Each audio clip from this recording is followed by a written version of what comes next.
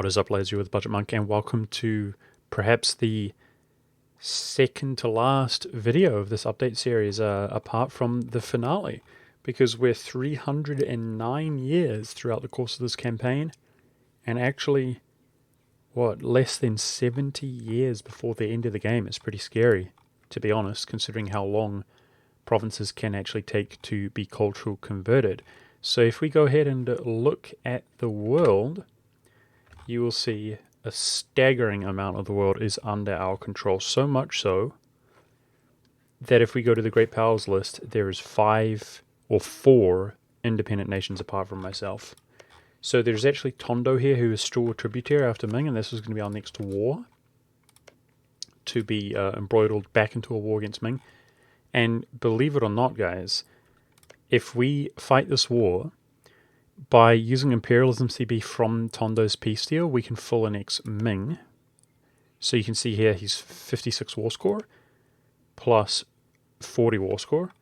And then also Ternate, this guy here. If you add it all together, it's less than 125, meaning we can full annex them from here. That's 3 tags eliminated. We're also going to attack Brunei, who's allied to Pasai. And if I'm not mistaken, that is 2 wars before the world conquest is completed. So it's essentially guaranteed. Everybody else is our subject. If we go to any list here, we can see Ternate, Pasai, Brunei, independent, Tondo, and Ming independent. Easy. So we're currently actually slightly overextended. That's just temporary. We're actually not overextended once this finishes here. And this war, unless I feed my subjects, because they all border Ming, like Zhang, Ming, and Yarkand, or Manchu and Yarkand, I don't want to actually feed them because I'm trying to babysit my Diplo points a little bit more. So there's going to be one more batch of overextension from this peace deal, and then I'm almost certain that this peace deal will not give us overextension. And when I say overextension, I mean over 100. And then what is required for the rest of the game in terms of our admin points is to finish Humanist. So at the rate that we gain at 16 per month, we actually periodically putting these down. We're going to boost our stability up to 3. Hopefully it's no less than 2. We do have a rule of death incoming, so it probably will be. We've passed this mission, Crush the Revolution, 20% reduced stability cost. So actually look at that, 188 with that, let's have a look, 50% increased from overextension. So not bad, to be honest. It's not that expensive. We still have golden era lasting for 16 years, it looks like. And then the next protocol with our admin is to core land also. Now, all of this land is not giving us overextension, all of the uncored provinces. There is an absolute boatload, though, of them. So what's going to be important to do is to sort by cost. And if we sort by cost, we can actually get an indication as to which ones are the highest development. So if we go to Whangarei, I actually know where that is because it's in New Zealand. That's pretty high dev. And the one exception to completing Humanist is if we were insecure about not having the time to culture convert some of these. But to be honest, this takes about 28 years. And we've got all the time in the world, really, in that. Well, we've got about 3 times that amount of time remaining in the campaign. So yeah, I'll give you guys a rundown as to how the campaign actually looks. There is all but 1 province which has a modifier here. It's only 13 development, so it's fine, which is not Hussite in the New World. After 6 years, the entire New World will be Hussite. The same for Europe here. We've got 2 boys here, and otherwise, so these guys have modifiers. Oh, this one's actually recently gone. Nice, so we can convert that. Same with that. Nice. So next session, all of Europe will be Hussite. Africa is isolated down to this little part of the world where my subject is still picking away at it. And then, of course, Oceania, we have these... I need to sneeze. Excuse me. I'm doing this in one take, so that sneeze will be included. Hindu here. This is Oceania. It's looking pretty good. We may have the odd island, which is not Hussite, but I did try to actually focus on them because it's really obnoxious when rebels spawn there. And then, of course, Asia. Well, we've made leaps and bounds here. I mean, look at India here. Obviously, majority Hussite. Southeast Asia is quite a different religion, but also having quite some Hussite influence. The Eastern sort of Chinese, Korean, Japanese region, one of the last regions to break and fall, I'm sure. And then we've even been converting Muslims because the separatism doesn't exist, and I want to spread our culture. We've been converting Muslims quite a bit here. So since last session, we actually full annexed and released Japan. I didn't enforce religion on him, though, because we've been struggling with liberty desire issues. I just paid off everybody's debt and so on. I say struggling, we're actually doing quite well, as you can see.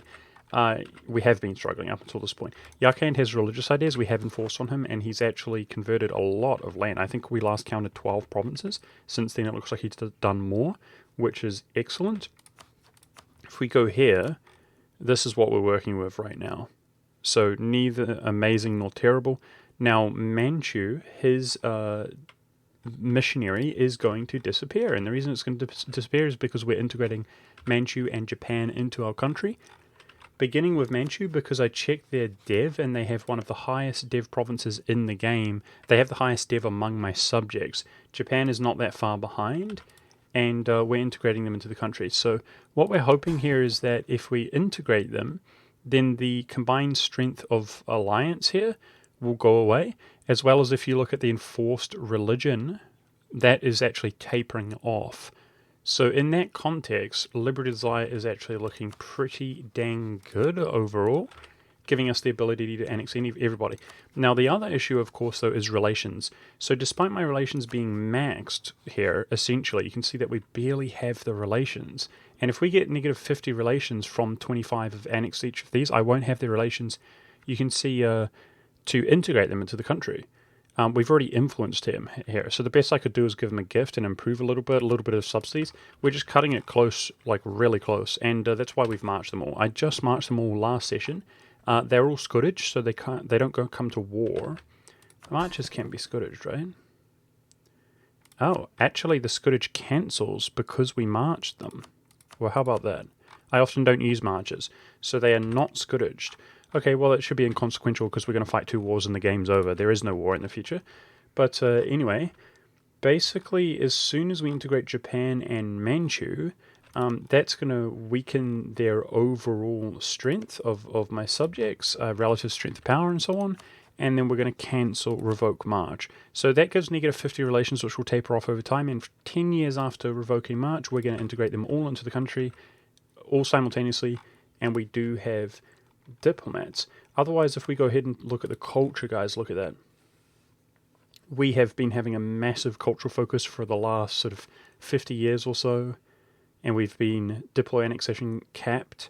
We've been meticulously spreading adjacency, whether it is spreading towards higher dev provinces, which are over 30 dev like this, to get the adjacent bonus, or whether it is just spreading like a plague, making sure to always use that adjacent bonus instead of indiscriminately putting them down. So that's how much Roman we actually have. But if we go through the list, guys, we can see that we're probably, I don't know how many to guess. I wouldn't be surprised if we're doing more than 300 cultural conversions as we speak. Now, keep in mind that there's 3,000 provinces in the game. So we're probably, well, there's just over 3,000. We're probably culture converting about 10% of the world right now as we speak. Speaking of provinces in the game, if we go to religious to look more closely at that, we've got Hindu is the second largest. This is worldwide at 171, and then Sunni. So Muslims have -2 missionary strength.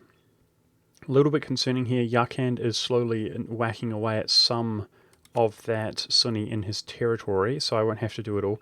Confucian, understandable, that's going to have to come from us. Buddhist Shinto also has -2, guys. A little bit of a problem there. Shinto, Tengri, you can see how few other religions there actually are. So much like the cores which are not cored, we're going to want to actually core the most expensive ones so that we can cultural convert those ones because they take longer rather than just spending our admin indiscriminately as we gain it. And in the same fashion, we're going to want to actually begin to make sure that we're cultural converting larger provinces like this so that I can begin culture converting it. Now, you'll notice that even though China itself is one of the most recently conquered regions, this province doesn't have separatism. And of course, we're rocking with the -5 separatism from forming Croatia, but we now have this as well. So if we can actually finish humanist here, there's a policy waiting for us for, let's find it here, -5 separatism. 1 unrest, -5 separatism. If we complete aristocratic, which we've almost completed, then there's another policy waiting for us here, 1 unrest and 1 missionary strength. Very good. Obviously, boosting your stability up to 3 gives us 0.5 missionary strength. That's going to be important to convert, particularly those provinces, high-dev provinces in Japan that have -2 missionary strength, etc., because it will cut those down by potentially months. Otherwise, the colonial game, guys, there is 1 measly colony remaining. We actually don't have colonists because I have since abandoned the ideas. We have colonized the entire world, and looking pretty good, guys, looking pretty good. So we're going to find out whether the game's bugged out or not, whether there is any separatism anywhere that is bugged out, ruining the game, even though I have really tried. There is, of course, 1 final German mission, speaking of separatism, to get rid of 5 years of separatism. And what we've done calculations, there is in totality 5 years of separatism when we click this button. So there's ordinarily 35 years.